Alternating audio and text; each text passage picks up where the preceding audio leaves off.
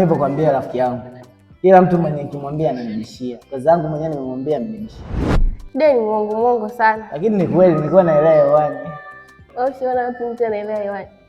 Shida mnabisha sana. Ngoja na nyie kije kiwatokee.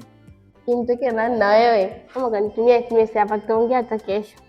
Haya poa. Nitakucheki hata kesho tutaongea.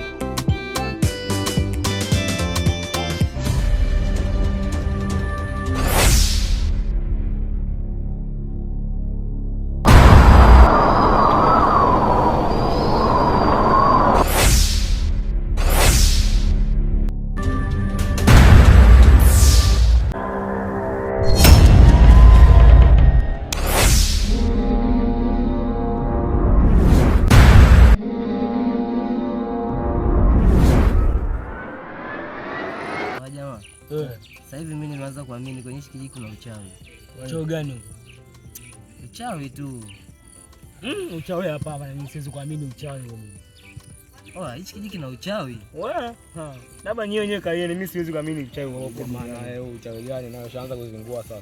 Kwa mimi kama hiki kijiji kina uchawi. Uchawi utoke wapi? Hamna uchawi wowote hapa. Hakuna, mimi napinga. Hakuna uchawi wowote hapa, mimi napinga. Mimi mwanangu nawaambia ni kweli. Wewe mwenyewe kaa wewe uchawi wako. Mimi uchawi mimi siamini. Yaani siusikiza hata kusikiliza. Mimi sijui. Usikatae. Ukatae wapi wewe? Uchawi hapo duniani haupo na wewe. 2026 tutakuwa na uchawi. Wewe mwenyewe tunazingua. Au wewe mchawi? Au mwenyewe ndo mchawi au? Mimi naelekeza kabisa, ni kweli. Unaelekeza wapi bana na wewe? Nimeshakuchoka na hivi umeniambia hivyo nikafunga tena leo wewe umeniambia hivyo au ni mchawi wewe? Wewe mdogo wangu naye anazingua yule. Hata ananiambia anaganda hewani. Mtu anaweza kuganda hewani kweli? Sasa hivi mbona nikata kale kadogo na kana wewe mwenyewe ni kitu kimoja. Wote wajinga. Wote mna akili moja. Sawa, mimi nawaambia kweli kabisa. Mimi napinga wewe babu. Ila mimi naelekeza kabisa. Hakuna. Unajua ile watoto wadanganya. Unasikia yule mtoto mwenye kwenda ongea jana?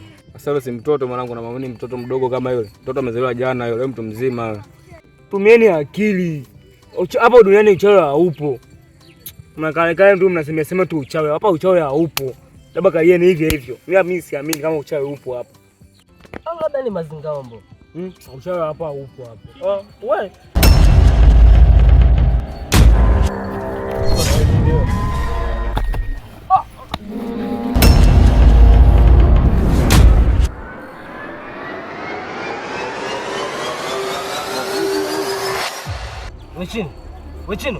Wachino.